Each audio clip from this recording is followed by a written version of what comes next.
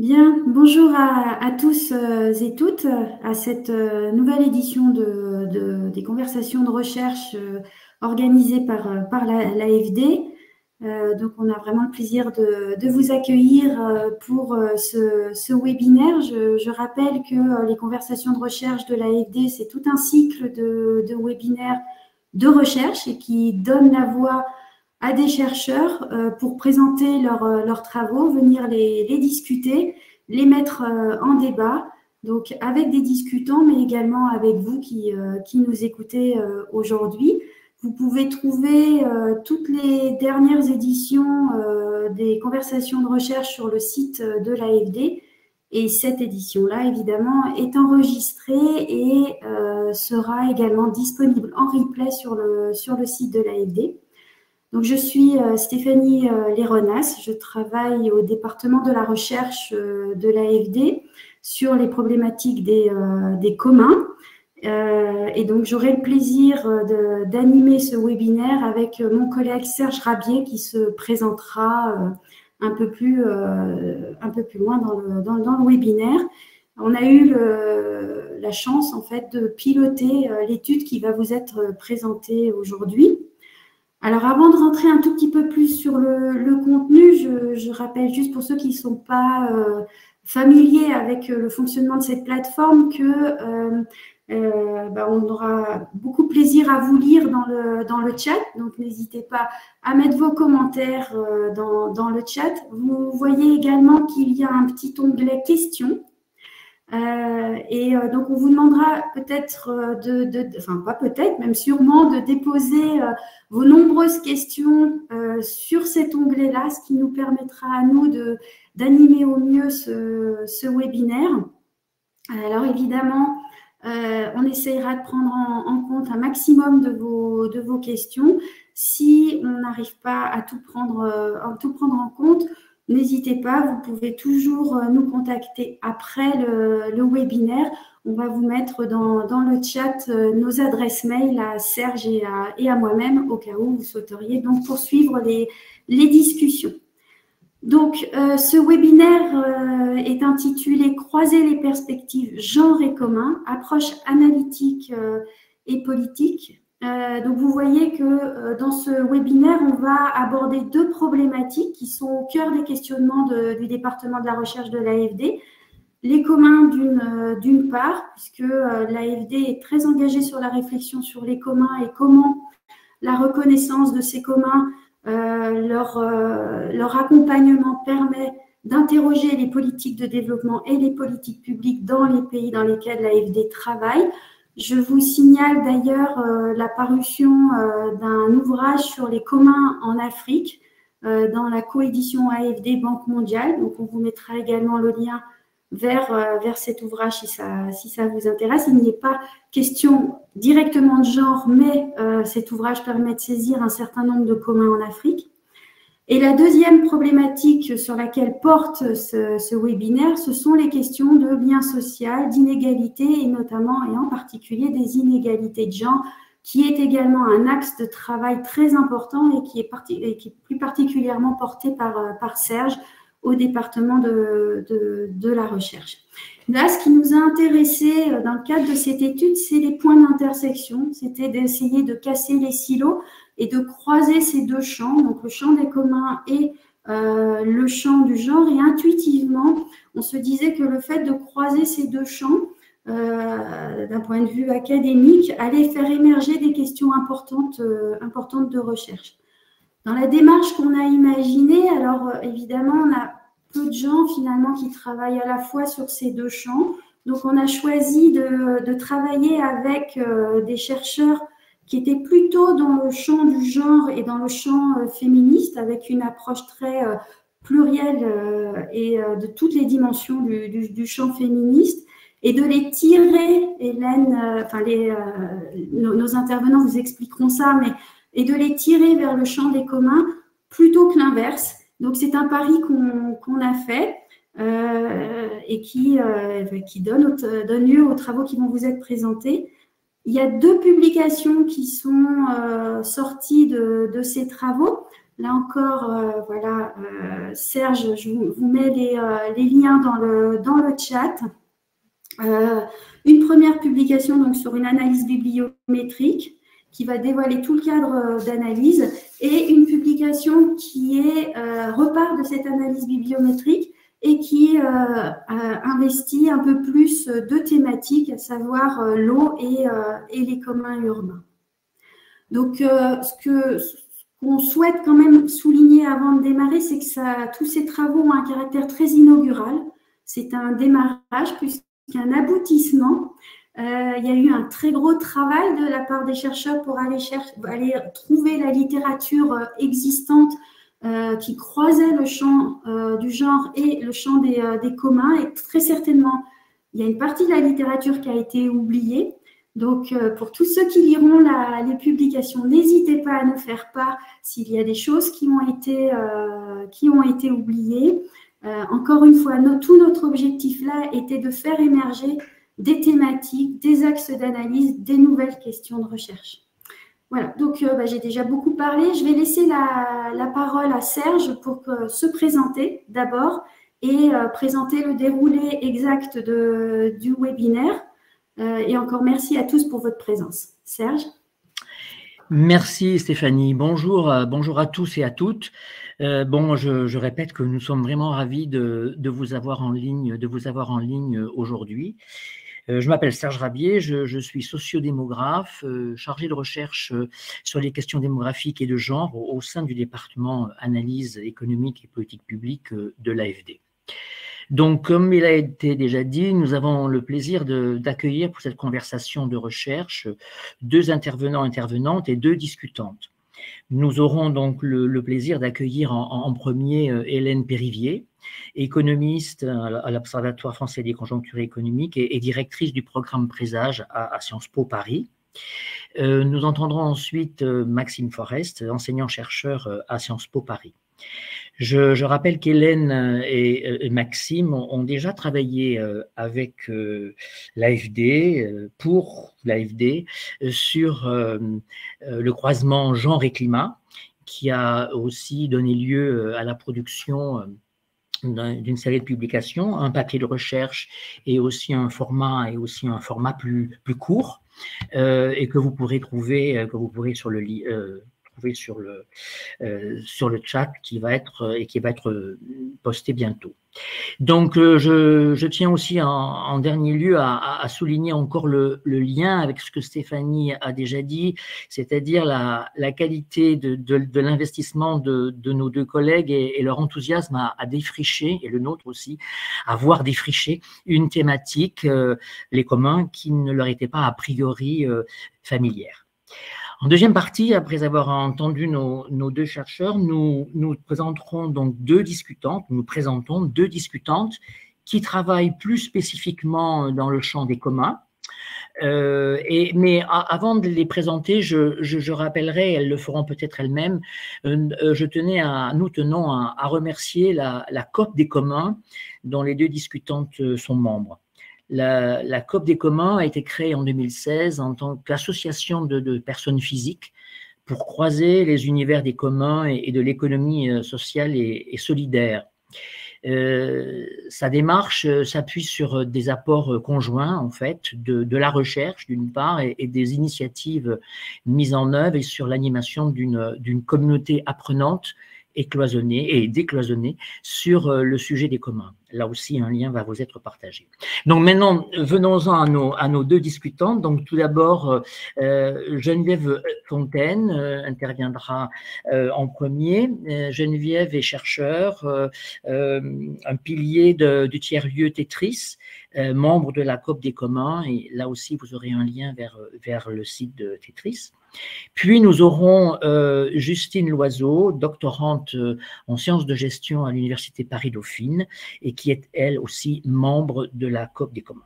Voilà, nous avons suffisamment monopolisé la parole pour l'instant et Hélène, eh bien c'est à vous de démarrer maintenant cette conversation de recherche. Merci.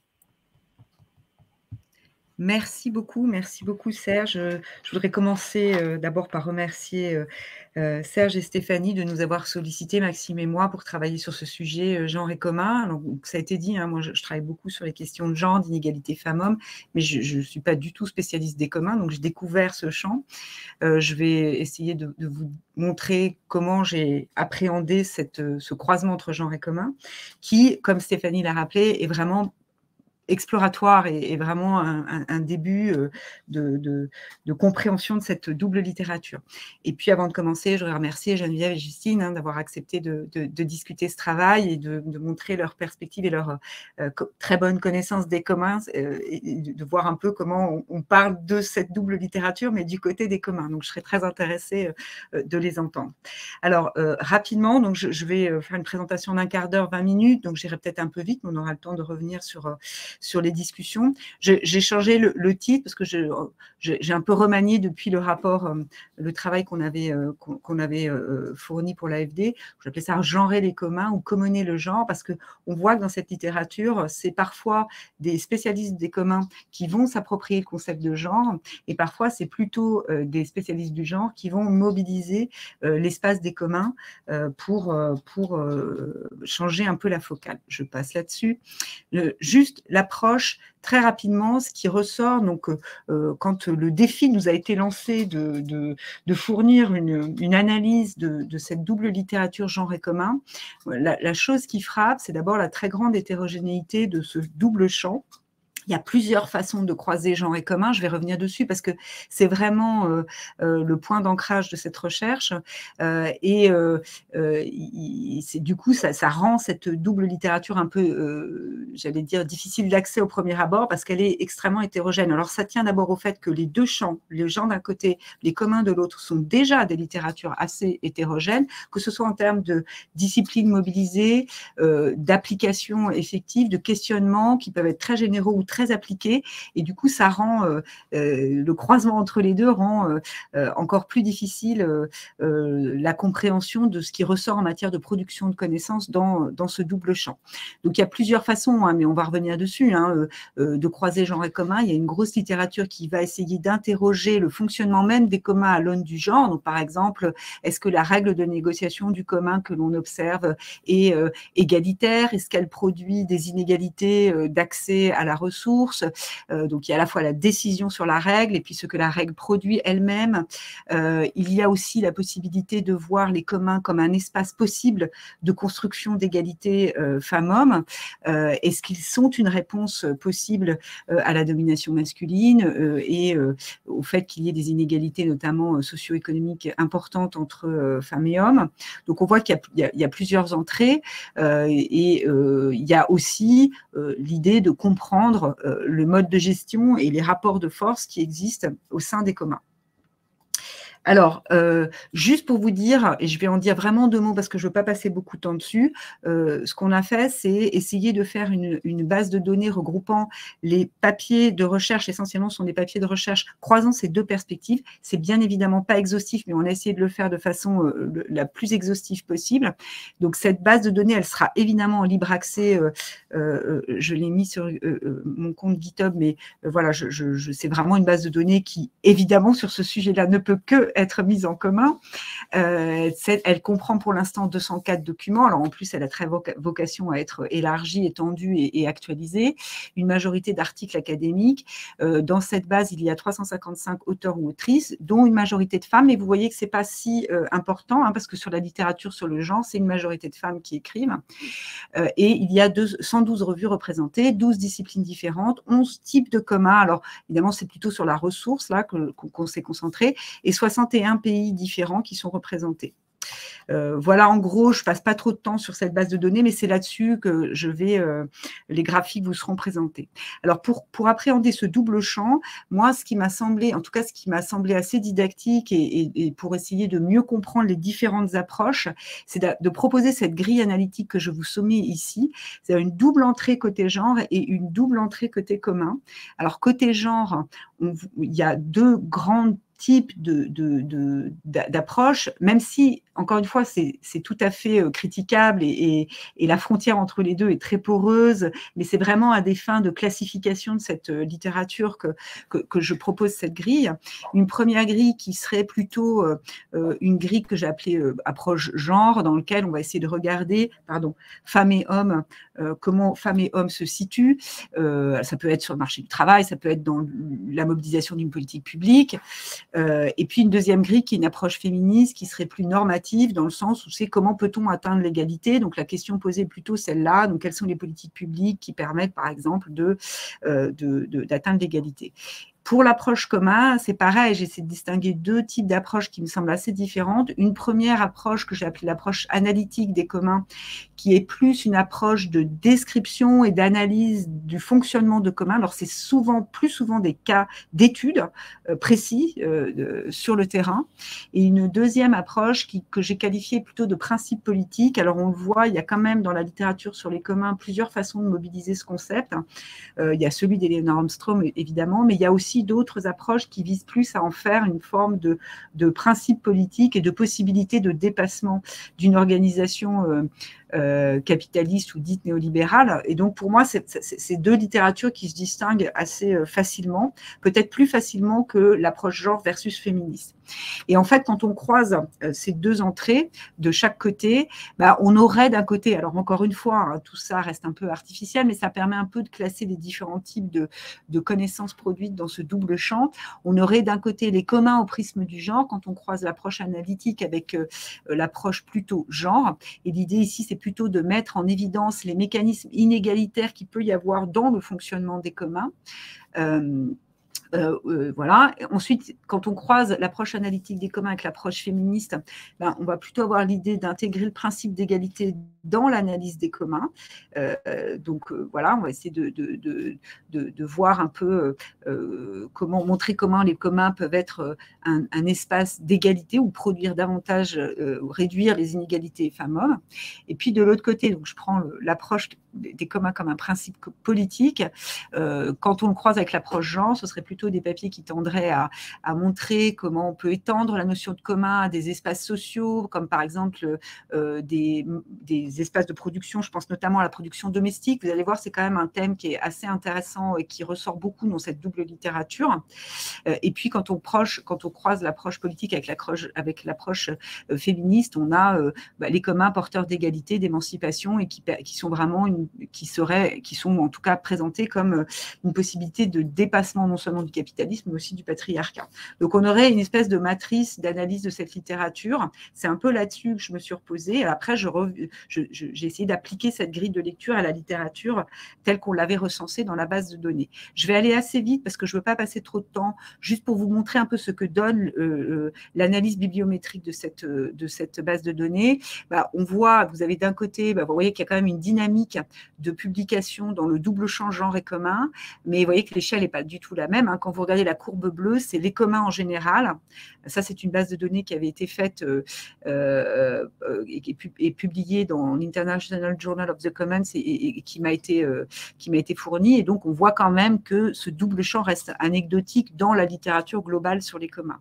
Je vais un petit peu vite parce que ce n'est pas trop le propos ici, mais voilà, les journaux qui ressortent et qui sont très majoritairement producteurs de publications sur ce double champ, donc en orange en haut, l'International Journal of the Commons évidemment, mais World Development est une grosse revue qui publie beaucoup sur les deux. Ce n'est pas très étonnant parce que la question du genre y est très importante également. Et Feminist Economics, qui est aussi une revue d'économie, mais qui croise beaucoup cette double perspective. C'est un double champ de recherche qui est très pluridisciplinaire. Ici, vous avez le nombre de disciplines par publication. Donc, on voit qu'il y a souvent 2, 3, voire 4 disciplines pour une même publication. Donc, c'est quand même un champ qui appelle la pluridisciplinarité. Mais c'est vrai dans les deux champs d'origine. C'est vrai dans les communs, mais c'est aussi particulièrement vrai dans les études de genre. Donc, on voit que ça se retrouve de façon marquée dans le double champ. Je veux dire un mot des principales contributrices parce que ça dit beaucoup de la grille dont j'ai parlé tout à l'heure. On voit ici, dans la base de données genre et com, on voit ici les personnes qui ont plus de 3 publications dans ce double champ. Et c'est assez intéressant parce qu'on voit que la première, Meisendick, est plutôt une chercheuse qui vient du champ des communs, très clairement. Hein, c'est une élève de Strom, donc elle est vraiment dans ce champ-là. Et la seconde, c'est Bina Agerwal, qui est une économiste féministe vraiment reconnue et qui travaille beaucoup sur les questions d'environnement, de genre et d'inégalité, et qui du coup s'est approprié aussi ce thème des communs.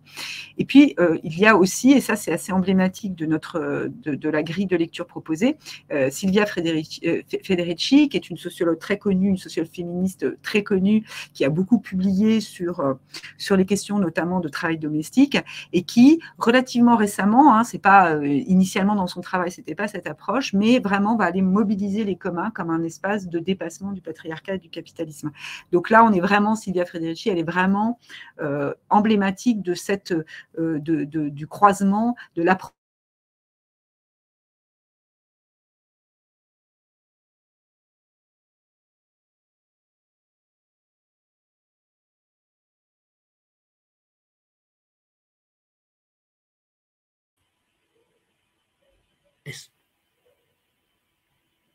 Je crois que Hélène n'est plus en ligne.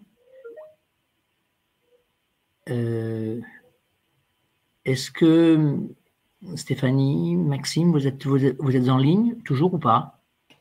Oui, tout à fait. Non, je pense que c'est un petit problème de connexion côté Sciences Po, malheureusement, comme vous pouvez l'imaginer. Donc, elle est sans doute en train de se reconnecter. Je l'avertis, hein, pour m'assurer qu'elle s'est aperçue qu'elle n'était plus en ligne.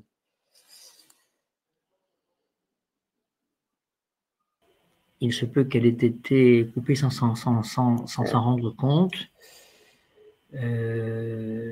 Voilà, je crois qu'elle essaie de se reconnecter puisqu'elle n'est plus dans le champ de vision de notre. Donc j'espère que nous allons pouvoir la reprendre assez vite. Ça y est, je suis là. Je suis Super. Désolée. Je suis absolument confuse. On a des gros soucis de connexion et c'est voilà. Donc je reprends le fil de ma conversation. Donc voilà un peu les principales contributrices de ce double champ. Je ne vais pas trop commenter ça. Il y a une forte, disons, appétence pour le co-autorat. Donc, il y a beaucoup de co-auteurs. Ça tient aussi beaucoup à une partie de la littérature qui est très sur les questions d'application. Il y a beaucoup d'expérimentation, par exemple, dans la littérature économique. Donc, ça donne lieu à des équipes assez importantes, d'où ce co-autorat assez important. Sur les types de communs qui sont mobilisés, vous voyez qu'on retrouve bien les fameux Big Five, c'est-à-dire les communs, les ressources les plus souvent mobilisées dans la littérature sur les communs, mais il y a aussi ce labor/care qui est très présent dans ce double champ, et ça c'est assez intéressant parce qu'on voit vraiment émerger la mobilisation des communs à partir des études de genre pour mieux appréhender la question du travail domestique réalisé par les femmes et le care.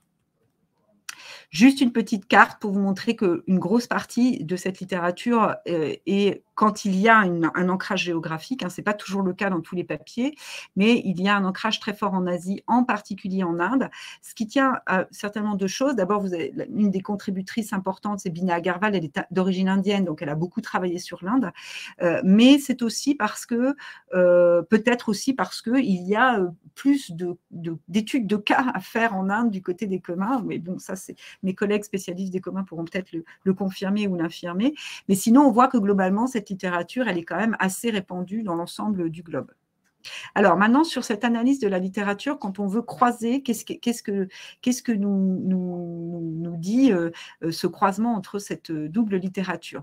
Alors, ce qu'on voit, c'est que, je vais peut-être vous montrer cette façon de vous cartographier cette littérature. Donc, on a ici nos doubles entrées, hein, le genre féministe, analyse et approche politique. Alors, c'est pas tellement étonnant, mais on voit que le plus gros de la littérature croise genre et approche analytique. C'est aussi parce que dans la façon dont ça a été programmé, c'est des options qui sont par défaut, mais néanmoins, c'est pas étonnant parce qu'une grosse partie de la littérature, notamment chez les économistes et les sociologues, va essayer de regarder le fonctionnement d'un commun et donc de voir quelle peut être la place des femmes et des hommes dans le fonctionnement de ce commun.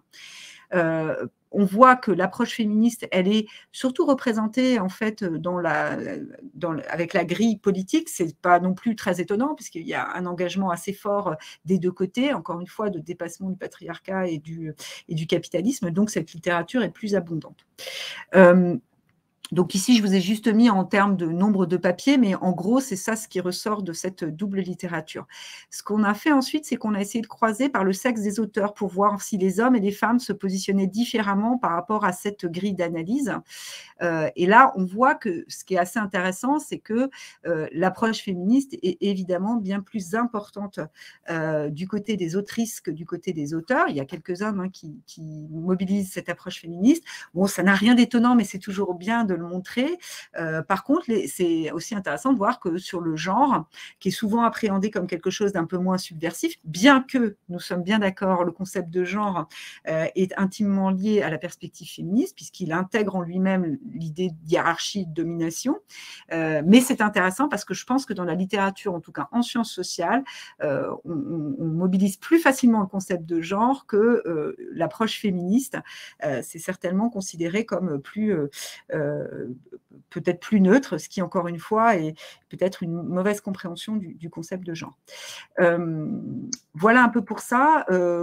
Pour terminer ce tableau un peu complexe, c'était juste pour regarder la représentation des disciplines dans les 4 sous-champs, hein, donc en croisant les différentes entrées. On voit que l'économie est quand même assez présente. Alors évidemment, il y a toujours un biais parce que personnellement, je suis économiste, donc j'ai peut-être plus été chercher du côté de cette littérature. Mais comme on a quand même essayé d'être assez exhaustif sur le champ,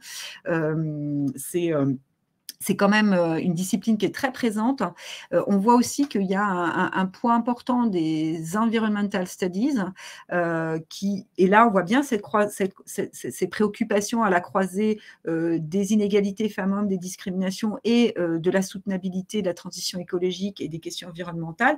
Il y a évidemment derrière toute une littérature sur l'écoféminisme. Je n'ai pas encore prononcé, mais c'est évidemment quelque chose qui est assez important dans ce sous-champ. Donc voilà, il y a toute une analyse qui est faite sur les différentes disciplines. Je ne veux pas prendre trop de temps pour laisser de la place à la discussion, mais peut-être, alors attendez, peut-être pour vous donner un peu plus de chair entre les différentes approches. Donc, si je prends l'approche féministe, si on la croise avec l'approche analytique, on va par exemple trouver des travaux de Bina Agerwal qui va essayer de montrer en quoi certains fonctionnements des communs ne font que renforcer les inégalités femmes-hommes et en particulier la précarisation de certaines femmes qui sont dans les situations avec des statuts sociaux les plus faibles ou les plus précaires. Bina Agerwal a des analyses assez intéressantes, assez critiques sur l'écoféminisme tel qu'il est souvent mis en avant dans la littérature et elle y substitue un terme qui est le féminisme environnementaliste, hein, qui est assez intéressant. Donc pour moi, elle est vraiment dans ce croisement entre l'approche analytique et l'approche féministe. Et puis, il y a d'autres, évidemment, il n'y a pas que Bina Agerwal, mais il y a d'autres exemples, je ne vais pas prendre le temps de tous les détailler, mais de papier dans cette double approche. Du côté du croisement entre la perspective féministe et la perspective politique, on a évidemment l'écoféminisme, hein, donc l'écoféminisme qui repose sur l'idée d'une double domination jumelle, hein, donc d'une double domination à la fois patriarcale et capitaliste qui serait vraiment ancrée l'une avec l'autre, hein, donc cette idée que les deux vont ensemble et que donc il y a souvent dans cette littérature l'idée que les communs offrent une possibilité de dépasser remplacement de cette double domination. Hein, encore une fois, pour faire écho à ce que dit Bina Agerwal, elle montre que ça n'est pas systématiquement le cas, hein, le retour à des modes de fonctionnement et de gestion de la ressource, entre guillemets, plus traditionnels, parce que le capitalisme a pu mettre fin à certains modes de fonctionnement traditionnels, n'est pas nécessairement accompagné de plus d'égalité femmes-hommes, parce que dans ces traditions, et donc dans la gestion traditionnelle de certains communs, il y avait des formes de domination, et en particulier des formes d'exclusion de femmes d'origine, enfin en tout cas de statut précaire.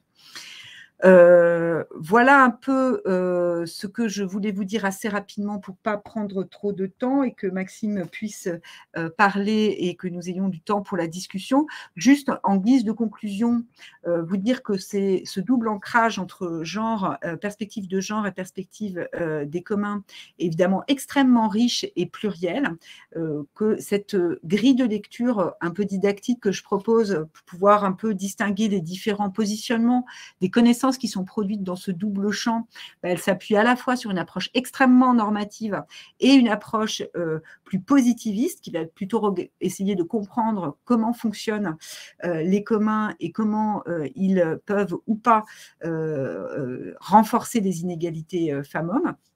On voit aussi que dans cette littérature, il y a un questionnement très fort autour des questions environnementales. Évidemment, elles sont extrêmement présentes, et aussi des questions de développement au niveau local dans les pays à bas revenus. Donc, une grosse partie de cette littérature est quand même sur ce champ-là. Mais pas seulement, et Maxime y reviendra, parce qu'il y a aussi beaucoup de papiers sur la question des communs urbains, par exemple, et de réappropriation d'espaces publics par les femmes dans une perspective de genre. Voilà un peu ce qui ressort de tout ça, et donc voilà, d'analyse. Donc je dirais juste pour conclure que du côté du genre, ce qui éclaire les communs, c'est l'idée que les communs ne sont pas exempts de domination et d'oppression. Et du côté du genre, je trouve que ce qui est extrêmement intéressant dans la littérature des communs, c'est que ça ouvre une perspective nouvelle pour penser la place du travail domestique, qui jusqu'à présent a toujours été pensé du côté du marchand, c'est-à-dire qu'on a essayé de donner un ancrage marchand au travail domestique, par exemple en donnant la valeur en pourcentage du PIB du travail domestique réalisé par les femmes dans la famille, ce qui est évidemment un point très important pour en montrer, pour montrer les enjeux, mais en fait ça nous conduit un peu à une impasse, puisque précisément ce travail n'est pas marchand, et donc peut-être que les communs sont une voie, et c'est une partie de cette littérature qui le montre, une voie pour parler différemment de l'importance du travail domestique et des inégalités qui sont produites dans la famille et dans la société en général entre les femmes et les hommes. Voilà, je m'arrête là et je vous remercie beaucoup de votre attention, et je vous prie de m'excuser pour cette coupure, bien évidemment, indépendante de ma volonté.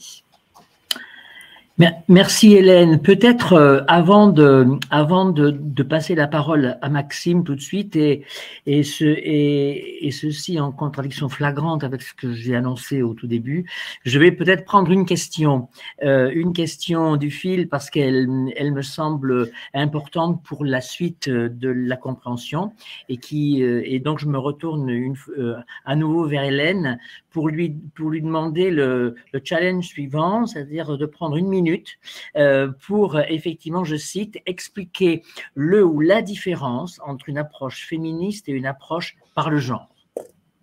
Voilà. Alors, alors, question subsidiaire. Et en quoi cela impacte-t-il fondamentalement la méthodologie et le fond des recherches sur les communs? Bon, ça, je pense que cette deuxième partie, vous y avez répondu, aux deux d'ailleurs, mais bon, reprenons la première pour effectivement clarifier la suite des interventions et des questions. Merci. Alors, ce n'est pas du tout une petite question, c'est même une très grosse question.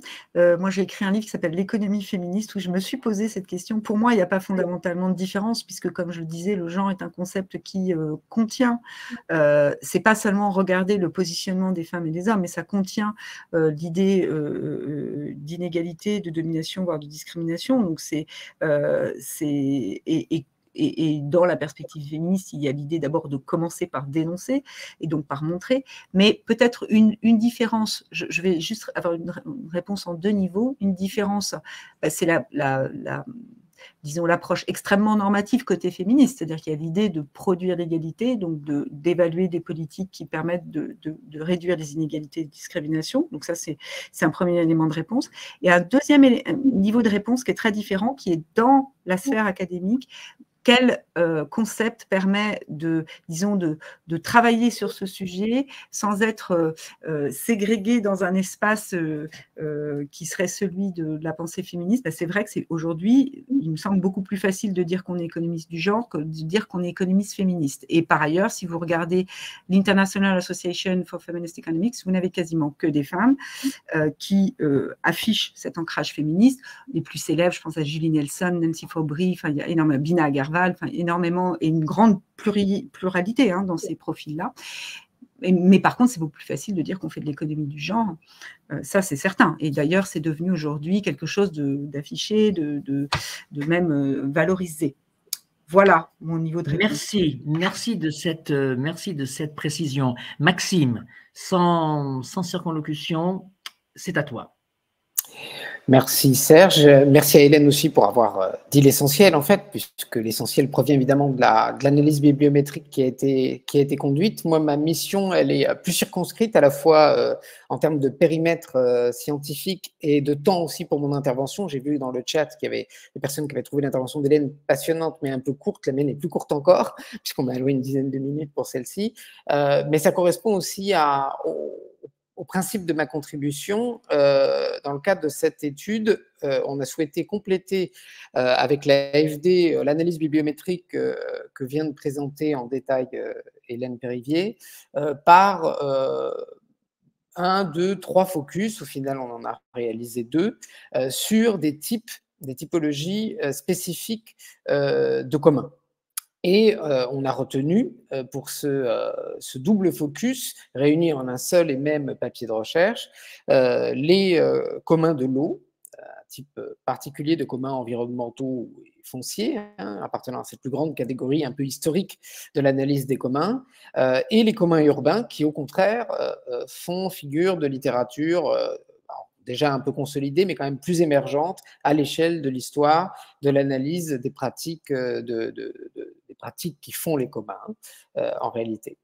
Donc, c'est à ces 2 cas que je me consacre ici. Je le fais sans présentation parce que je pense que vous avez eu suffisamment de chiffres et d'auteurs cités. Vous verrez qu'un certain nombre d'entre elles sont les mêmes ici. Mais ça correspond là aussi au principe d'un focus qui s'est attardé davantage que sur des chiffres ou des tendances, sur au final ce que disent ces littératures lorsqu'elles croisent de manière heuristique la dimension du genre avec celle des communs. Je reprends le fil exactement, me semble-t-il, là où Hélène l'a laissé, c'est-à-dire sur une particularité centrale de l'ensemble de la littérature genre et commun, à savoir, enfin qui croise ces 2 aspects, à savoir de produire à la fois des connaissances, c'est la dimension positiviste à laquelle Hélène faisait allusion, en même temps que d'ouvrir des perspectives normatives, sous l'angle notamment du caractère désirable de pratiques collaboratives de gestion des ressources en partage par rapport au léviathan de l'État ou à la main cruelle du marché, pour paraphraser un des auteurs que je cite dans mon papier, qui est Leif Jarrah. Donc ça, c'est important comme particularité, cette double nature à la fois normative et positiviste, et on la retrouve dans cette double étude de cas. Du côté des communs environnementaux, en particulier des communs de l'eau, justement, sous cet angle d'une alternative, d'une 3e voie entre l'État et le marché, et du côté des communs urbains, au-delà de cette alternative, comme des espaces d'émancipation, des espaces de mobilisation collective, notamment pour pallier aux carences de l'État, en particulier dans le contexte de crise systémique, comme celles qui se sont succédées au niveau international depuis 2008, et aussi pour lutter d'une manière générale contre la marchandisation des espaces partagés, des espaces publics notamment. Donc, d'abord, je vais rapidement esquisser les raisons du choix des cas d'études, parce qu'elles nous disent quelque chose. Rapidement aussi, une chronologie pour ces 2 cas d'études, parce que là aussi, ça nous donne un aperçu de leurs conditions, des conditions de production sociale et politique de ces littératures. Et puis, je relèverai aussi les principales critiques et limites pour ouvrir peut-être de rapides perspectives de recherche future. Donc, du côté du choix, pourquoi ces deux communs-là? Pourquoi les communs de l'eau? Pourquoi les communs urbains? Or, les communs de l'eau, c'est très clair, on le voit dans les chiffres fournis par Hélène, les communs environnementaux et fonciers, d'une manière générale, sont la première catégorie de communs étudiés, y compris en dehors d'une approche croisant la dimension du genre. Les communs de l'eau ont aussi un côté un peu paradigmatique, idéal typique, on pourrait dire. Ils correspondent à l'idéal type d'Eleonore Ostrom, c'est-à-dire que vous avez un faible niveau d'exclusion des usagers et usagères potentielles, des personnes associées aussi à leur gestion. Vous avez une soustractibilité, c'est-à-dire que quand on retire des éléments de la ressource, potentiellement il y en a moins. Ce n'est pas vrai à 100% non plus l'eau, puisqu'elle se renouvelle, mais on est dans un contexte de raréfaction. Autre chose importante du côté des communs de l'eau, c'est que vous avez des contributions de toutes les autrices les plus importantes citées par Hélène: Bina Agarwal, Silvia Federici, Ruth Meizendick, Margrethe Zwartenven. Toutes ont écrit, à partir d'ancrages théoriques et disciplinaires différents, sur cette question des communs de l'eau, et elles l'ont fait aussi dans une perspective de genre, bien qu'à des niveaux différents. Ce qui aussi a justifié le choix de ce focus sur les communs de l'eau, c'est que ceux-ci ont été centraux dans des programmes des bailleurs internationaux depuis les années 90, dans un contexte aussi de diffusion du gender mainstreaming, de l'approche transversale de l'égalité depuis la conférence de Beijing en 1995, et qu'il s'avère d'autant plus cruciaux aujourd'hui qu'on est dans un contexte de lutte contre les changements climatiques. Pourquoi les communs urbains? Pour les raisons à peu près inverses à celles que je viens d'évoquer pour les communs de l'eau. On a là un cas qui est à la fois un cas limite, parce qu'il est très extensif, qu'il échappe assez largement justement à la définition idéale typique de ce que seraient les pratiques de commoning. D'abord parce que c'est difficile à délimiter, les communs urbains, spatialement, où s'arrête l'espace urbain. Il y a tout l'espace périurbain qui intègre des éléments, des espaces naturels. Les communs urbains hébergent des communs fonciers, mais ils sont en même temps, et c'est paradoxal, le lieu de production de pratiques de commoning et de ressources communes spécifiques en termes de réseau, en termes de liberté publique aussi, notamment pour des communautés qui peuvent être discriminées davantage dans des espaces ruraux. Je pense notamment à des minorités sexuelles, par exemple. Et puis, ça se caractérise aussi, ces communs urbains, par une faible soustractibilité. D'une certaine manière, plus on fait ville, plus la ville est riche. Plus on fait cité, plus on enrichit les communs mis à disposition par la ville. Et en même temps, vous avez une faible exclusion, tout le monde peut faire citer, mais une très forte ségrégation, notamment à raison du genre, mais aussi de la caste, de la classe, du handicap, des sexualités, etc. Puis les communs urbains, eux aussi, sont au cœur des crises du XXIe siècle, et notamment des crises du capitalisme. Donc c'est ce qui fait leur intérêt. Maintenant, en termes de chronologie, ces deux sous-champs nous révèlent effectivement leurs conditions de production, une chose sur laquelle s'est attardée aussi brièvement Hélène. Ce qu'on voit, c'est que côté des communs de l'eau, la littérature qui croise les aspects de genre émerge dans les années 90, parce qu'elle note que les pratiques de commoning encouragées par les bailleurs internationaux, souvent pour optimiser, souvent là aussi dans une logique utilitariste, les ressources en eau, sont appréhendées comme des structures d'opportunité pour l'empouvoirment des femmes, pour leur empowerment, à la fois dans la sphère domestique et à travers l'action collective. Se saisir des ressources en eau, c'est éventuellement accéder à davantage de ressources, transférer des usages reproductifs de l'eau pour les besoins du care et de la survivance, de la subsistance vers des usages plus marchands, plus rémunérateurs également. Il y a aussi un présupposé du caractère inclusif des pratiques de commoning fondées sur les structures traditionnelles, et puis cette simultanéité effectivement avec la diffusion du gender mainstreaming. Ça va évoluer rapidement. Au début des années 2000, on commence à voir émerger des critiques au sein de la littérature qui apportent la dimension du genre et la dimension féministe.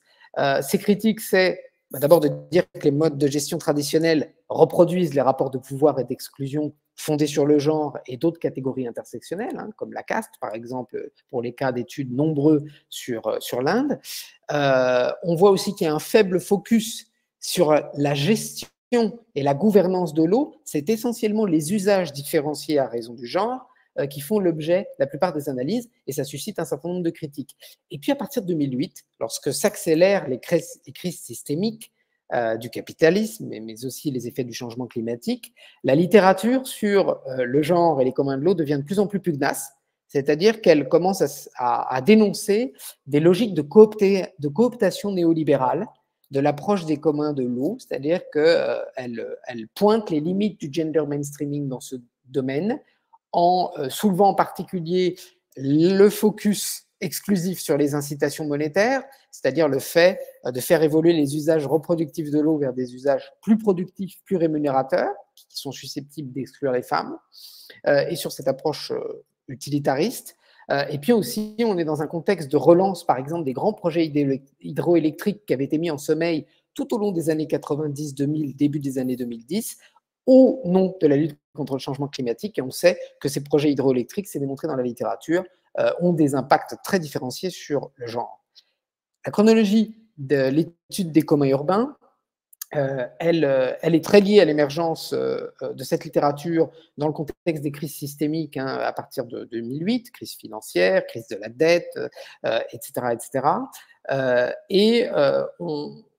Au milieu des années 2010, vous avez un effort de définition des communs urbains qui pointe les difficultés à les délimiter, justement. Et dans cet effort de délimitation vis-à-vis du reste de la littérature sur les communs, on manque en fait le coche d'intégrer les critiques féministes et de genre. Et c'est soulevé par un certain nombre d'autrices, en particulier, qui vont dire, justement, si on veut vraiment appréhender les communs urbains, on a besoin de cet apport de la perspective de genre, du fait notamment du caractère extrêmement ségrégé des villes, et pas seulement entre l'espace public et privé, mais au sein même de l'espace public et de ses usages.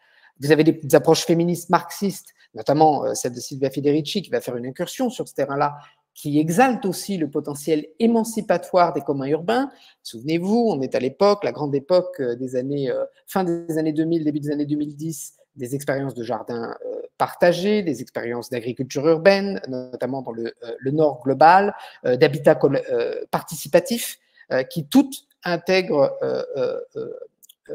un certain nombre de critiques féministes qui soulèvent que ceux-ci, en dépit de leur dimension programmatique et potentiellement émancipatrice, reproduisent souvent les logiques de genre.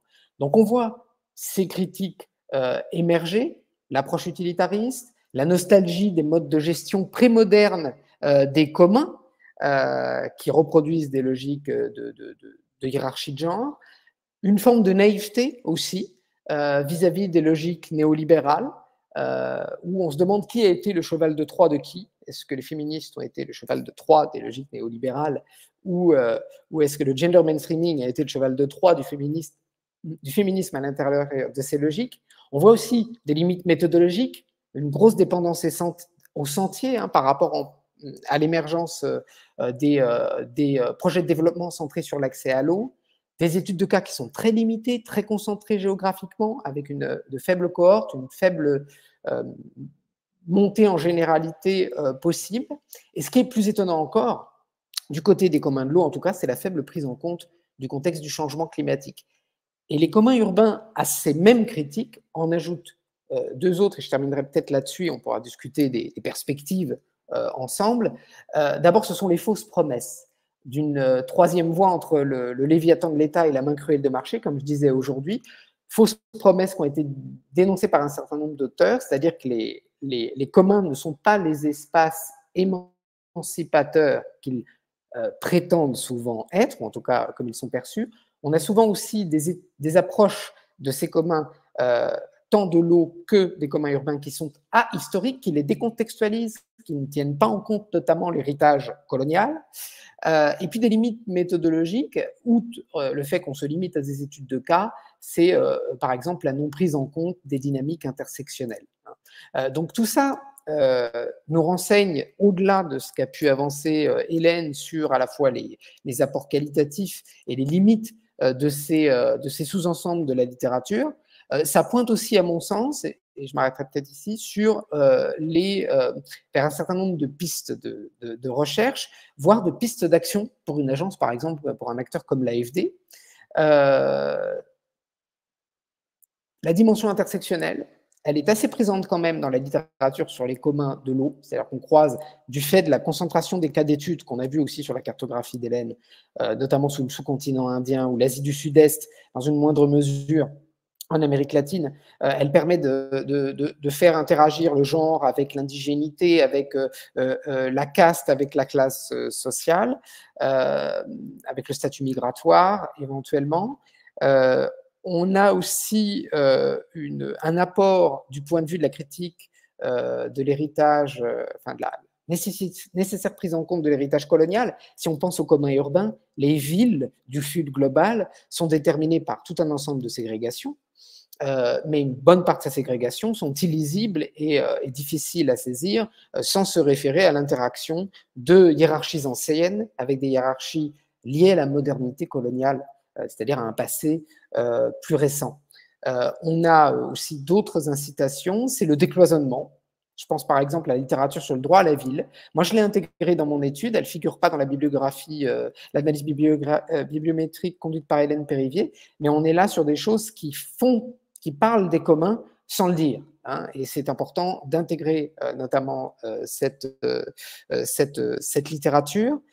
Et ce qu'on pourrait recommander aussi, c'est, là d'un point de vue plus pratique, c'est qu'une agence comme l'AFD, sur la base d'une d'études comme celle-ci, peut-être mettre à jour, fasse un benchmark en interne de la manière dont elle conduit des projets sur les communs urbains et sur les communs de l'eau et les communs environnementaux de manière plus générale, pour voir comment y est intégrée en interne la perspective du genre. Est-ce que c'est sous l'angle féministe? Est-ce que c'est sous l'angle d'un gender mainstreaming un petit peu coopté par les logiques néolibérales, comme on l'a vu, et éventuellement mettre à jour son propre logiciel et ses référentiels d'intervention pour assurer cette prise en compte transversale, avec peut-être aussi un petit pas de côté pour se rappeler que le genre, ça ne sont pas que les catégories cisgenres des femmes et des hommes, et que, notamment pour l'étude des communs urbains, s'intéresser aux communautés homosexuelles, aux minorités sexuelles, aux communautés queer dans la ville, à leurs espaces d'émancipation, à la façon dont elles font commun de manière souvent innovante et dans ce cas réellement émancipatrice, c'est aussi une manière d'étendre un petit peu le domaine de la lutte et de l'analyse. Merci pour votre attention. Merci Maxime, merci pour cette présentation extrêmement complémentaire dans le droit fil et en même temps très complémentaire de celle d'Hélène. Je réserve maintenant à Geneviève le privilège, l'avantage de prendre la parole au titre des discutantes et qui sera suivi par Justine. Et vraiment, voilà, allez-y, je pense que nous avons de la matière, vous avez de la matière, à la fois parce que vous avez pu lire, mais aussi parce que vous avez pu entendre. Et donc, nous sommes ravis de vous entendre. Merci. Bonjour à toutes et tous. Donc, Geneviève Fontaine, moi je suis économiste et je travaille plus particulièrement sur le croisement entre commun et justice sociale et commun et capacité. Alors, j'ai pas de commentaire sur la méthodologie parce que je suis pas trop familière des études bibliométriques. J'ai été contente de découvrir ce travail et surtout de voir ce que ça pouvait apporter.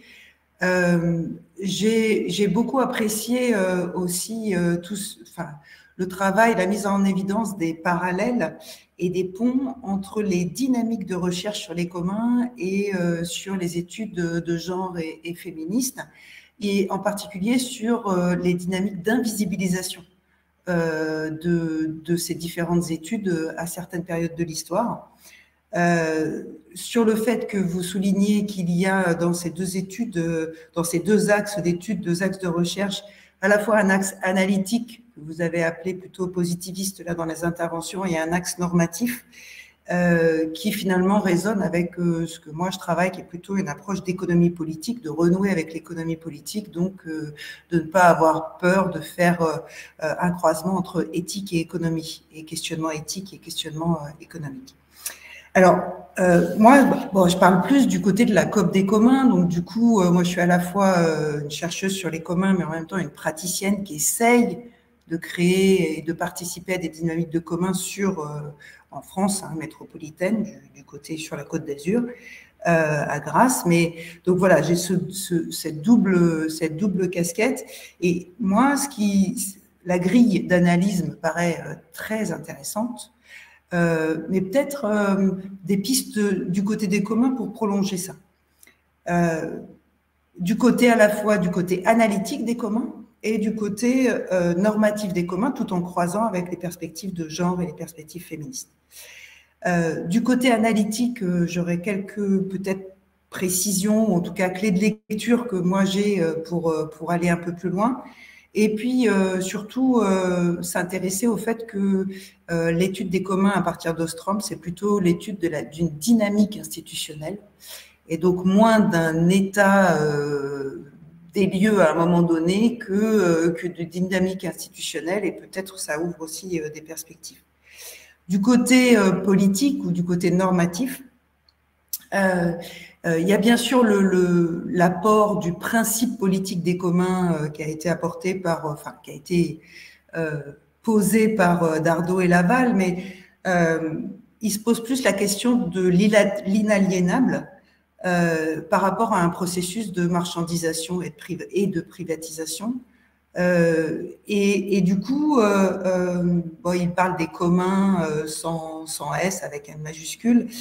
Et du coup, là, il y a des parallèles à faire et des choses à creuser par rapport à ce que, Maxime, vous soulignez, par rapport au droit à la ville. Ce qu'on va trouver beaucoup dans la littérature italienne sur les communs aussi, le lien entre les communs et les biens communs, donc en Italie aussi, et tout ce qui est les droits fondamentaux.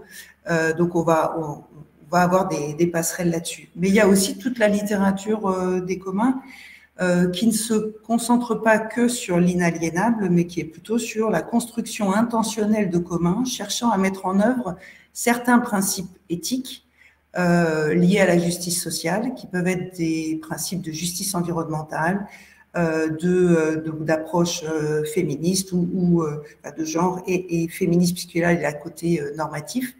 Et c'est là où moi, j'ai croisé avec la littérature sur les capacités, en fait, sur cette recherche de la construction intentionnelle de communs avec des principes éthiques. Alors, du côté analytique, on trouve souvent, et vous reprenez, même si dans la définition des communs qui est donnée dans l'article d'Hélène, il y a cette idée que le commun fait appel, s'intéresse à un système, ou concerne plutôt un système de ressources. Bien souvent, on revient au fait qu'on assimile un commun, une ressource. Je voudrais vraiment que dans la complexité de l'analyse des communs, bien revenir sur le fait que c'est toujours un système de ressources enchâssées qui sont à la fois matérielles, immatérielles et même intangibles, ce qui rend très compliqué des analyses finalement quantitatives. Et c'est pour ça aussi qu'il y a plus d'études de cas et que, par exemple, les écrits d'Ostrom disent que tous les communs sont des communs de la connaissance, parce que tous les communs intègrent une partie de connaissances partagées, de connaissances sur les différents systèmes de ressources. Et ça serait intéressant d'ailleurs de voir si la place non centrale des femmes ou l'exclusion des femmes par rapport à la ressource qui apparaît centrale dans un commun, est-ce qu'elle est généralisée ou est-ce que les femmes sont au contraire surreprésentées dans la détention d'autres ou dans l'accès à d'autres formes de ressources qui font partie du système. Voilà, de complexifier sur l'analyse donc d'un système. Et donc les communs organisent, ça c'est aussi une précision, enfin quelque chose qui me semble important toujours pour être pour creuser ce sujet. Les communs organisent finalement l'accès à un système de ressources et pas la pérennité de la ressource. Ça, c'est une conséquence. C'est parce qu'on cherche à organiser la pérennité de l'accès à un système de ressources que finalement, on le protège.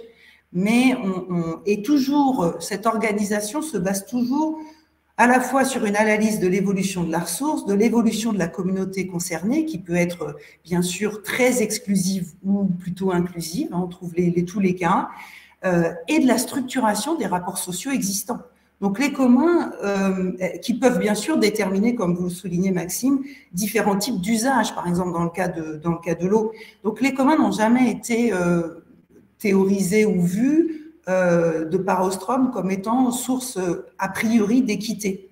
C'est pour ça qu'on peut les construire intentionnellement en rajoutant des principes éthiques, mais a priori, ils se basent sur les rapports sociaux existants au moment de leur mise en œuvre.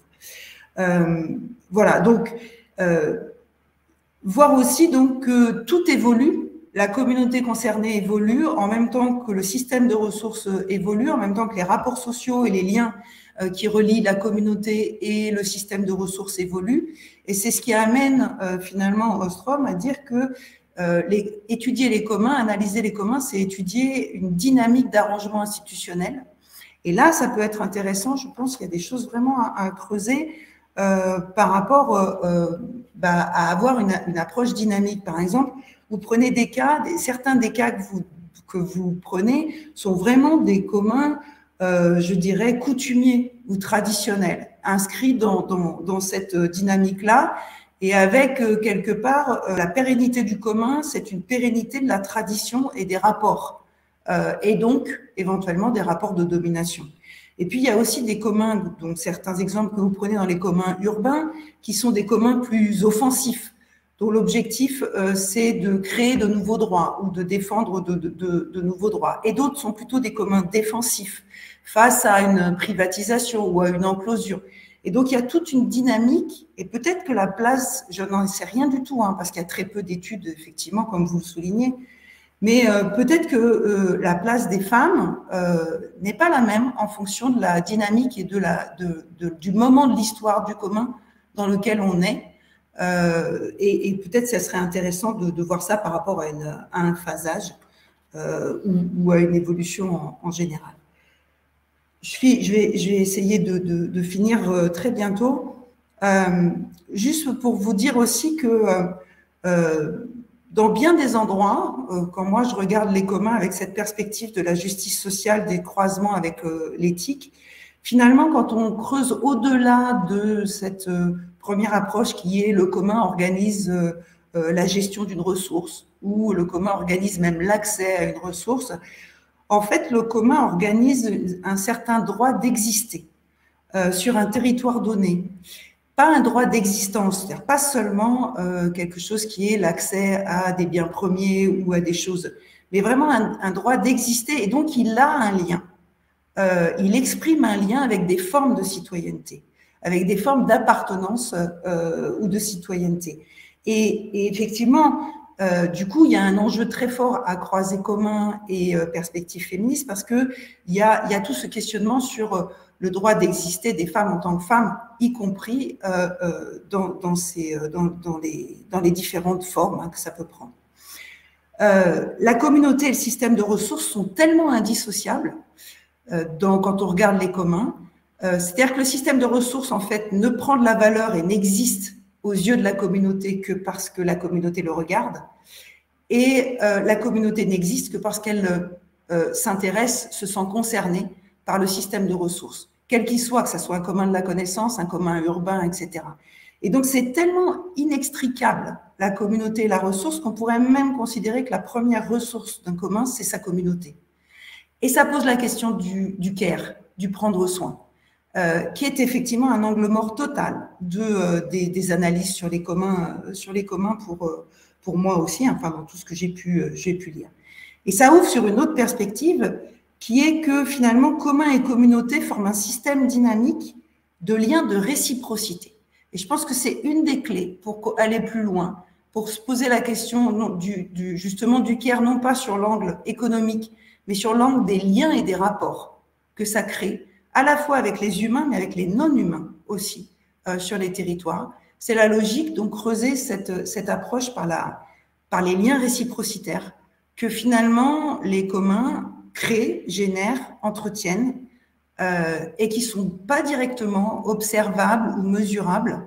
Et les communs, finalement, ils nous apportent une perspective où on doit faire des pas de côté par rapport au temps, à la valeur, à l'espace, aux altérités. Et peut-être c'est là qu'est la troisième voie entre le marché et l'État. C'est ces pas de côté que nous oblige à faire les communs par rapport à une analyse, je dirais, plus classique, soit politiste, soit économique. Voilà, je m'arrêterai là et je reste pour continuer la discussion. Merci. Merci infiniment Geneviève. Je réalise, avant de donner la parole à Justine, je réalise à quel point ce n'est pas une conversation de recherche que nous aurions dû programmer, mais un colloque de recherche. Bref, je ferme la parenthèse. Justine, c'est à vous pour poursuivre cette partie discutante déjà très richement abordée. Voilà, donc comme on dit, c'est à vous. Merci Serge, bonjour à tous, bonjour à toutes. J'ai été ravie d'avoir été invitée à discuter, à lire ces papiers. Avant de commencer, je voudrais situer d'où je parle. Donc, comme ça a été dit, je suis doctorante plutôt en fin de parcours à l'Université Paris-Dauphine en sciences de gestion et je suis en théorie des organisations plus exactement et aussi je suis à la COP des communs. Et à la COP des communs, je suis dans 2 groupes de travail, donc sur les communs de services de proximité et sur communs et forêts. Et donc, moi, dans mes travaux, je m'intéresse à la fois sur sur quoi a conclu Geneviève, donc les communs, mais aussi comment est-ce qu'on peut penser les non-humains dans les communs. Et j'ai aussi pas mal travaillé sur les enjeux féministes et ma thèse, elle porte en particulier sur les communs sur la ZAD de Notre-Dame-des-Landes. Donc, avant toute chose, je suis d'abord vraiment impressionnée par l'ampleur du travail pour des personnes qui se sont situées comme des personnes qui venaient plutôt du côté du genre. La littérature sur les communs, c'est quand même un truc assez vaste. Et donc, pour les retours, donc je ne fais pas un papier l'autre, mais les 2 ensemble. Et de la même manière, pareil que Geneviève, je ne suis pas du tout familière de la méthode donc d'une étude bibliométrique, donc je ne reviendrai pas dessus.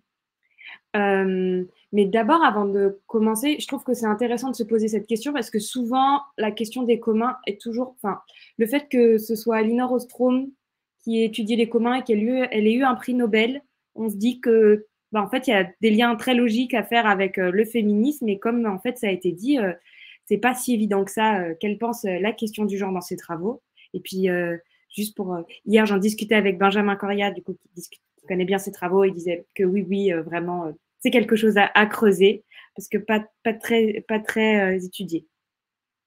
Donc, je reviens pas sur comment est construit le papier avec la matrice de distinguer la vision analytique d'une perspective politique.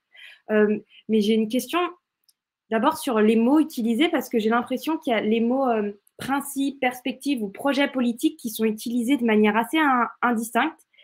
Et alors que je me suis dit que peut-être ça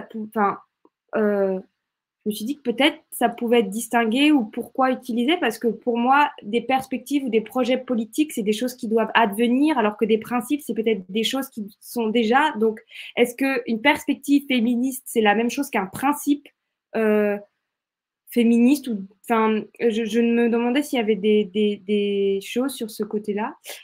Et ensuite, je trouve pareil que la matrice, elle est très intéressante pour penser, et en tout cas de distinguer genre et féministe, ça permet de penser des choses intéressantes, mais Hélène l'a souligné dans sa présentation, je me dis aussi que c'est compliqué de séparer les deux parce que c'est aussi…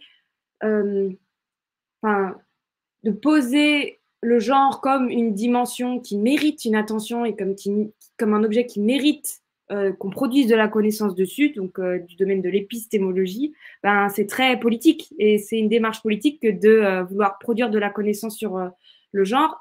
Et là, ce qui est intéressant, c'est que finalement, la question des communs aussi, se dire que les communs, c'est un objet qui mérite une attention, ça peut aussi être vu comme une démarche politique. Donc, je trouve que de séparer les deux, il y a toujours possibilité de discuter avec ça. Et puis ensuite, j'avais une autre question, c'est que j'ai l'impression que du coup, si je comprends bien, la démarche enfin en tout cas dans la catégorie approche analytique, en fait, c'est surtout l'approche analytique de Ostrom qui est décrite. Mais par contre, je me dis que si on lit par exemple des travaux comme de Federici, la manière dont elle comprend par exemple les communs de manière analytique, je suis pas. C'est une question à creuser. Est-ce qu'elle est d'accord avec Ostrom ou pas? Enfin, dans mes souvenirs, et Federici, elle ne cite pas ou très peu Ostrom. Donc, est-ce que en tant qu'objet, c'est le même? C'est une question à poser. Et donc, en fait, pour moi, de se poser cette question-là, ça pose la question, est-ce que, finalement, la question qui est soulevée, c'est est-ce qu'un commun, il peut être sexiste ou est-ce que la question du genre et du fait qu'il ne peut pas l'être, c'est dans la définition? Et par exemple, si je prends Federici, pour moi, la manière dont elle comprend les communs, c'est intégré dedans, c'est-à-dire que pour elle, le capitalisme, ça commence, enfin, en tout cas les enclosures, ce qui permet le développement du capitalisme, ça commence au moment où la sphère reproductive et productive sont séparées, donc au moment où on commence à avoir une division sexuée du travail. Donc, est-ce que si les communs, elle le comprend comme un mouvement qui va contre les enclosures et contre le capitalisme, est-ce qu'il peut y avoir une division, une séparation de la sphère productive et reproductive dans un commun? J'ai l'impression plutôt que pour elle, non, justement, les communs, c'est ce qui permet de nouer les deux en même temps. Et d'ailleurs, ça a été mentionné que c'était un travail plutôt récent chez elle, mais j'ai l'impression que pas tant, en fait, parce qu'elle était quand même dans un collectif qui s'appelle le Midnight Note Collective, avec des gens comme George Cavendish ou Massimo De Angelis, et c'est quand même un travail sur eux, sur les communs, qui est assez ancien.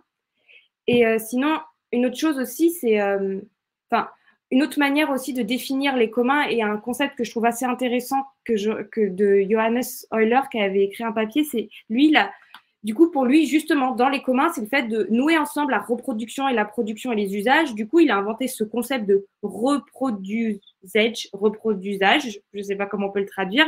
Et donc, justement, en fait, que si on prend cette définition-là des communs, c'est compliqué de se dire que le commun sexiste, ça peut exister.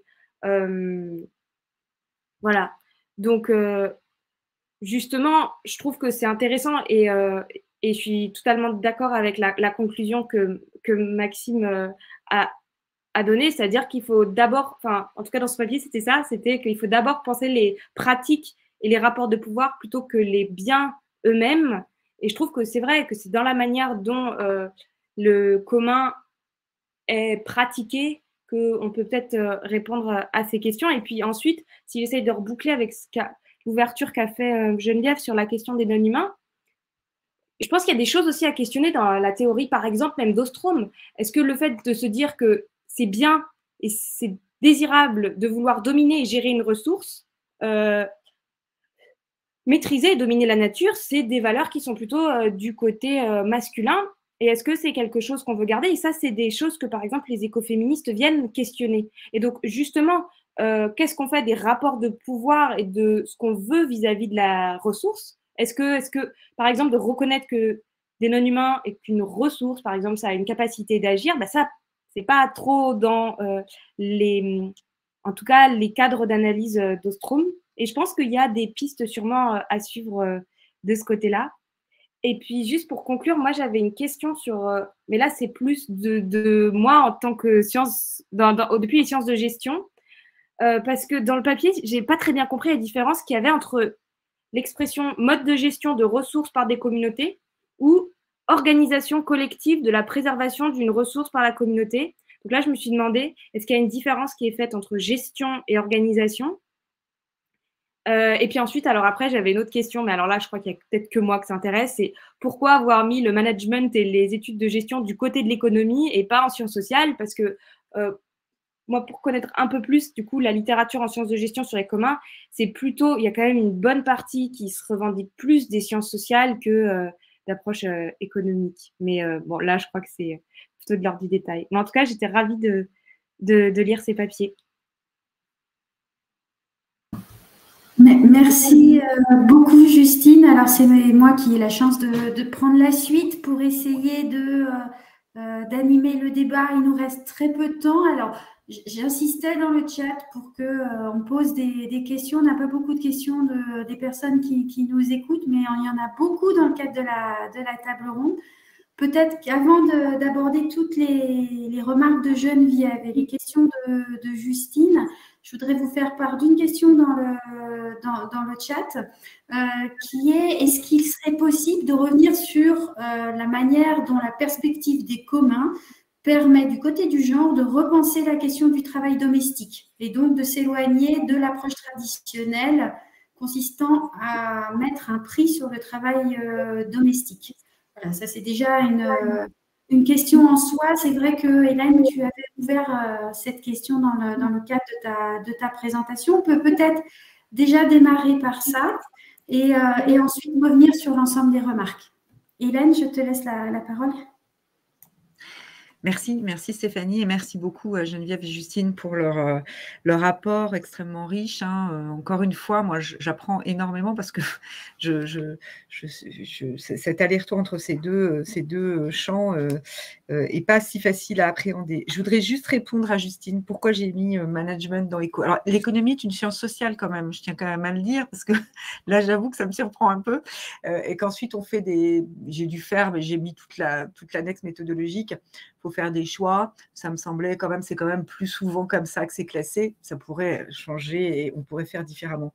J'ai mis aussi la finance, etc.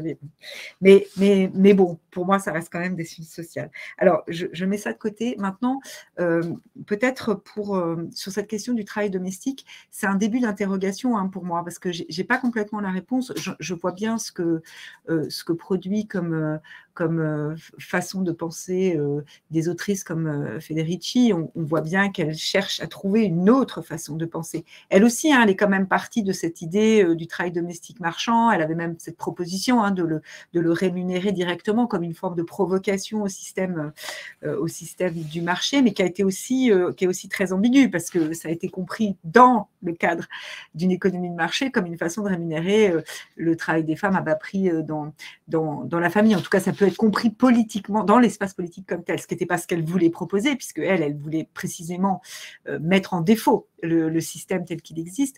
Et donc ensuite, c'est pour ça que moi, c'est pour ça que je vois, j'ai le sentiment, mais je ne connais pas parfaitement bien sa pensée, qu'elle évolue vers d'autres champs qui lui permettent de parler différemment de ce travail domestique, et en quoi ça peut permettre de dépasser l'approche marchande. Pour moi, alors ça c'est mon point de vue de chercheuse, mais c'est pas forcément dépasser, c'est une autre perspective, et ça me permet de répondre peut-être à Justine, c'est une autre façon d'entrer sur cette question du travail domestique. Moi, je trouve pas ça inutile de mesurer sa valeur et de mesurer en pourcentage du PIB. Je dis juste, on n'a pas de solution derrière ça. C'est une façon comme ce que Federici avait fait en disant, si on le rémunérait, voilà comment il faudrait faire. Et donc, disons l'approche par les communs, elle peut ouvrir une façon très différente. Alors, c'est très compliqué pour les non-spécialistes. Je voudrais vraiment, parce que je pense qu'il y a beaucoup de personnes spécialisées des communs dans l'Assemblée, mais je peux vous dire, quand on n'est pas spécialiste de ce champ, c'est extrêmement technique et complexe, parce qu'il y a des multiples formes, et vous l'avez bien dit toutes les deux, des multiples formes à la fois pratiques et aussi de penser les communs, qui rend cette approche très compliquée pour les néophytes. Et c'est pour ça que moi, j'essaye un peu de trouver une façon de me l'approprier sans me plonger dans l'entièreté de cette littérature qui est extrêmement vaste. Donc, je ne sais pas exactement de quelle manière c'est un espace de pensée qui nous permet d'ouvrir une autre façon de penser le travail domestique, mais en tout cas, clairement, il y a quand même l'idée d'interdépendance des individus, quand même d'une communauté qui est celle de la famille, si on se restreint déjà au travail domestique à l'intérieur de la famille, qui permet quand même d'établir, j'imagine, des règles de partage qui puissent être porteuses d'égalité. Donc voilà, je pense que c'est en tout cas, mais il y a peut-être des papiers très aboutis sur cette question, c'est une fenêtre qui s'ouvre et qui est à explorer. Donc je suis bien consciente que ma réponse, elle reste très générale, mais peut-être Justine et Geneviève auront des façons de le rendre plus concrète, mais c'est une façon de parler différemment du travail domestique et peut-être de sortir de l'impasse marchande. Merci Hélène. Peut-être on peut revenir sur l'ensemble des remarques de Geneviève et de Justine. Donc d'abord, un grand merci Geneviève d'avoir bien reclarifié aussi toutes ces grandes tendances et cette manière d'aborder les questions des communs et d'avoir bien rappelé notamment cette nécessité de comprendre toute la complexité, toutes les interactions entre communauté et notion de ressources, qui est même une notion très questionnée encore aujourd'hui dans certaines pans de littérature sur les communs. Donc peut-être Hélène et Maxime, comment vous pouvez réagir sur l'idée que en fait ça ne peut être abordé que comme des systèmes très dynamiques et des systèmes complexes. Il y a également, là je vais vous laisser choisir parce que malheureusement on n'aura pas beaucoup le temps de répondre à tout, mais la question sur les terminologies soulevée par Justine, politique, principe, perspective, qu'est-ce que vous mettez exactement derrière? Le fait que finalement, mais ça, Hélène, tu le dis souvent, qu'on a des catégories qui ne sont pas hermétiques. En fait, dans toute la catégorisation qui a été faite, ça a des... ça a l'avantage d'un cadre analytique, mais évidemment, ça a aussi les imperfections de toute bonne typologie qui se respecte. Est-ce qu'un commun peut être sexiste? Moi, j'ai envie aussi de donner la parole à Geneviève sur cette question-là et avoir aussi son point de vue en tant que praticienne et chercheuse sur les communs. Et dernière question, là je vous les fais toutes, c'est juste pour que vous les ayez bien en tête, vous choisissez dans ce que vous souhaitez prendre. Sur la question de l'intégration des non-humains, avec une question aussi dans le chat sur finalement qu'est-ce que ça veut dire d'intégrer les non-humains pour les communs et à la rigueur aussi qu'est-ce que ça veut dire du côté du champ du genre et des études féministes d'intégrer les non-humains dans l'analyse. Voilà, ça fait déjà toute une bonne série de questions. Il nous reste une petite dizaine de minutes, donc je vous laisse peut-être piocher là-dedans ce qui vous intéresse et je vais vous donner la parole les uns après les autres. Donc peut-être en commençant par les communs, en renversant un peu l'ordre, est-ce que ça vous convient, Maxime et Hélène? Oui, parfait. Geneviève, est-ce que tu souhaites prendre la parole? Oui, juste, je vais rebondir aussi sur ce qu'a dit Justine. Et ce qui est dans une des conclusions du papier de Maxime, c'est cette côté d'entrer dans les communs, surtout pas par les ressources au sens de bien, mais par les ressources au sens de lien. Dans les communs, les ressources, ce sont les liens. Ce sont que des liens. Et c'est vrai qu'avoir tendance à les ramener, et c'est quelque chose qui répond aussi à la question de l'approche différente sur le CARE. Parce que du coup, dans les communs, on a un ensemble de pratiques qui manifestent, qui entretiennent, qui génèrent, qui régénèrent, qui co-génèrent des liens. Et des liens, et je vais répondre en même temps à la question, qui peuvent être, qui englobent bien sûr des liens entre humains, mais aussi avec d'autres types de vivants, humains et non humains, et même avec parfois des lieux, avec des esprits, avec parfois forcément des non-humains qui ne sont même pas vivants, mais qui participent en fait de la génération et de la co-génération des liens qui font le ciment des communs. Et finalement, le système d'échange, les échanges qui sont à l'intérieur du commun ne sont pas des échanges économique basée sur la logique de marché, si on reprend Polanyi par exemple, mais sur une logique réciprocitaire. En fait, ça manifeste le fait qu'on a confiance.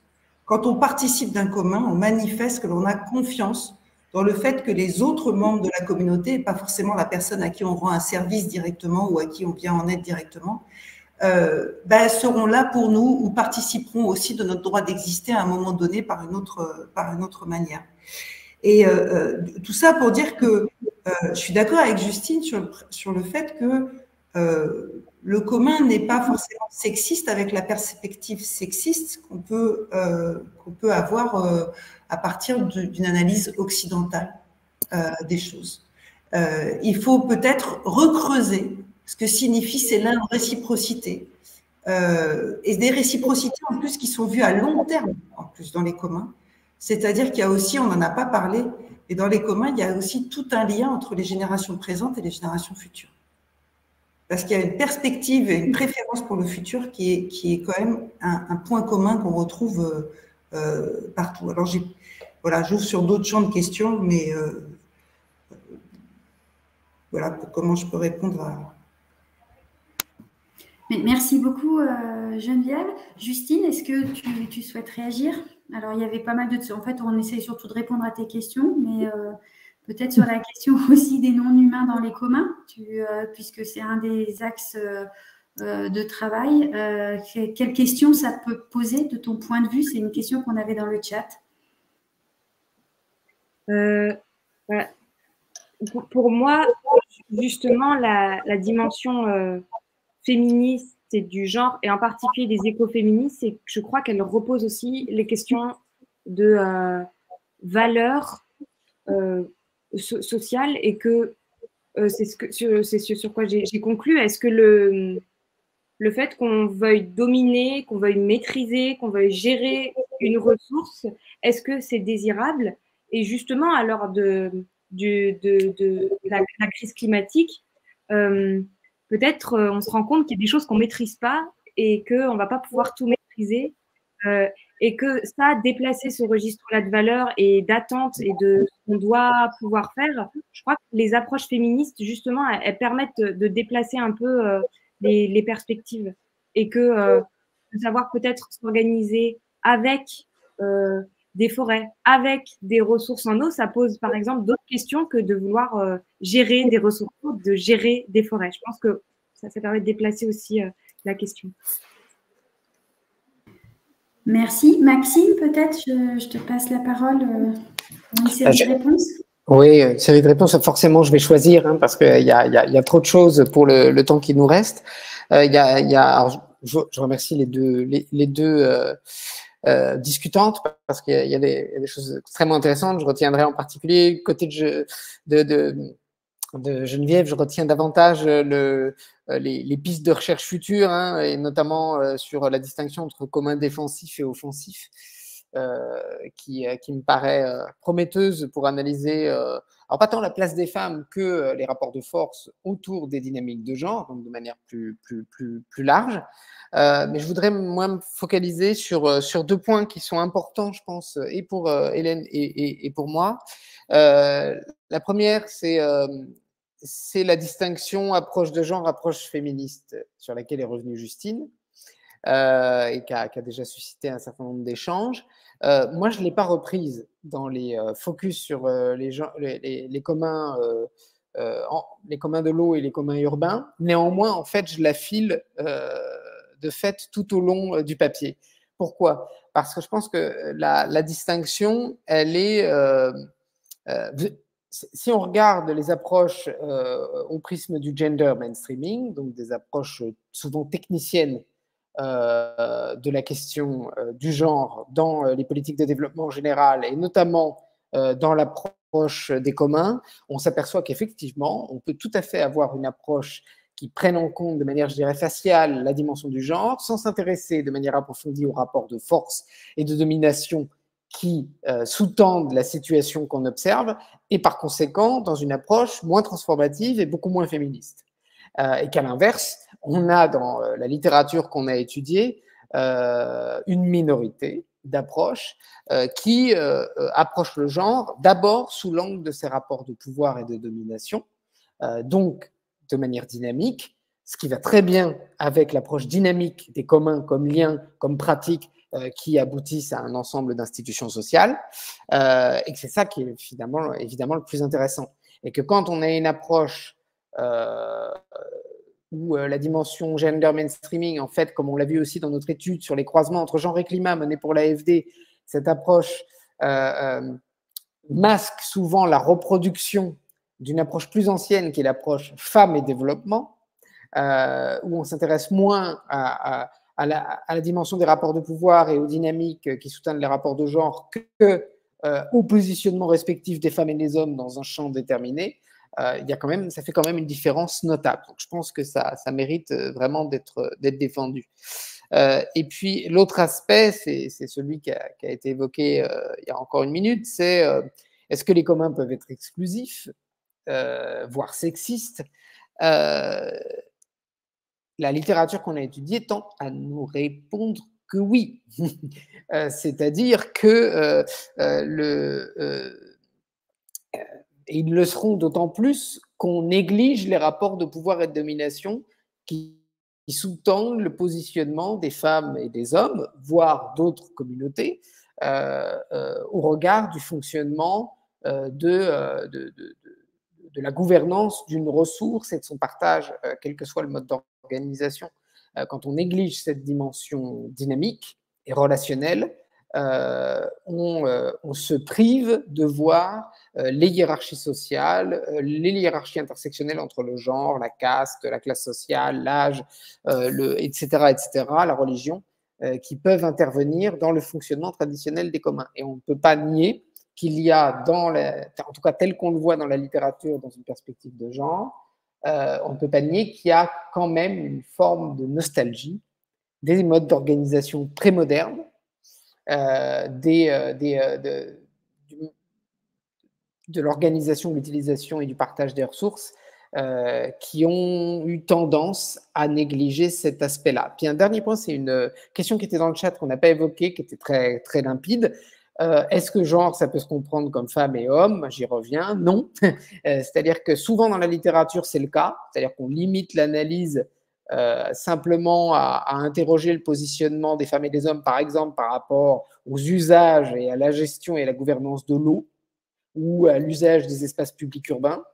Mais ce qui est intéressant, c'est moins cette dimension binaire femme-homme que les rapports de pouvoir qui les lient entre eux. Et évidemment, si on applique une approche non binaire, on étend encore les capacités d'analyse. À cet égard, je trouve qu'un des papiers les plus intéressants que moi j'ai lu sur les communs urbains, c'était par quelqu'un qui s'était intéressé à quelque chose d'assez étroit, les lieux de sociabilité homosexuelle dans les villes d'Europe dans les années 30. Et en fait, à partir de ce cas d'études très étroit, il arrive à faire une critique générale de la littérature sur genre et communs urbains, en dénonçant un certain nombre de fausses promesses d'émancipation ou de troisième voie entre le marché et l'État. Et lui, il propose une autre manière, plus historicisée, de les aborder. Donc, comme quoi, ça nourrit tout à fait la littérature. Merci beaucoup, Maxime. Il est déjà 16 heures et on essaye en général d'être assez ponctuel, d'autant que nos intervenants, nos fameux intervenants quand même ont des contraintes par ailleurs. Donc, je vais redonner à Hélène la parole pour le mot de la fin en lui ajoutant peut-être une petite question qu'elle peut choisir ou ne pas choisir. C'est est-ce que tu connais des mouvements féministes qui se revendiquent explicitement des communs ou pas? Et je te laisse le mot de la fin et je rappelle juste à tout le monde que le replay de ce webinaire sera disponible très rapidement sur le site de l'AFD et que vous pouvez toujours vous adresser à Serge et à moi si vous avez des questions complémentaires. On vous prie de nous excuser si on n'a pas pu répondre à toutes vos questions. Hélène, le mot de la fin. Merci beaucoup. Très rapidement, d'abord pour dire que l'étude produite, elle reste quand même assez modeste. C'est-à-dire que moi, j'ai vraiment beaucoup apprécié les commentaires de Geneviève et Justine qui vont bien plus au fond du questionnement à la fois des concepts. Qu'est-ce que c'est que la ressource? Qu'est-ce que c'est que gérer? Qu'est-ce que c'est qu'une approche, un principe? Là, l'objectif était vraiment plutôt de cartographier, en fait. Et donc, c'était bien plus modeste que le questionnement qui est proposé. Juste peut-être pour conclure, dire que est-ce que les communs sont sexistes? Moi, j'ai beaucoup apprécié ce qu'a dit Geneviève, parce qu'ils ne le sont pas par défaut, mais ils peuvent être pensés pour ne pas l'être, ils peuvent être construits pour ne pas l'être. C'est un peu ce que j'avais en tête en disant une approche politique, c'est-à-dire mobiliser cette grille, enfin, mobiliser cette forme de gestion / organisation, et on pourrait revenir dessus, Justine, bien sûr, mais pour en faire un espace égalitaire et donc non sexiste, mais ils ne le sont pas systématiquement. C'est ça qui est intéressant dans la littérature, ils ne le sont pas par défaut. Et ce que vous disiez, Geneviève, c'est qu'ils ne font qu'embrasser les rapports sociaux tels qu'ils existent.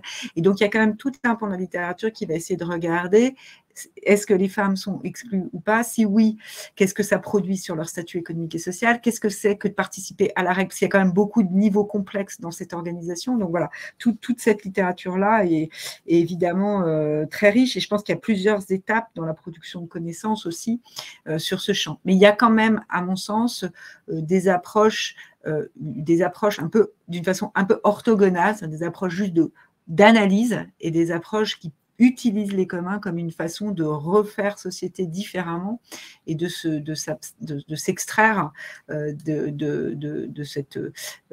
ces sociétés très ancrées dans le patriarcat, l'économie de marché. Et ça, c'est une vraiment approche très spécifique. Mais il y en a plein d'autres et c'est un peu ça qu'on a essayé de mettre en avant. Voilà, je m'arrête là-dessus, mais en tout cas, merci infiniment pour ces échanges très riches. Eh bien, écoutez, je vous remercie. Avec Serge, on va donc clôturer ce webinaire. Encore une fois, n'hésitez pas à revenir vers nous. C'est le début d'un chantier pour l'AFD, en tout cas, et j'espère pour nos chercheurs du genre et pour nos chercheurs des communs. Voilà, un grand merci à tous et je vous souhaite une excellente après-midi. Merci à nos intervenants pour leur disponibilité et la richesse des débats. Au revoir. Merci à tous et à toutes. Au revoir. Au revoir.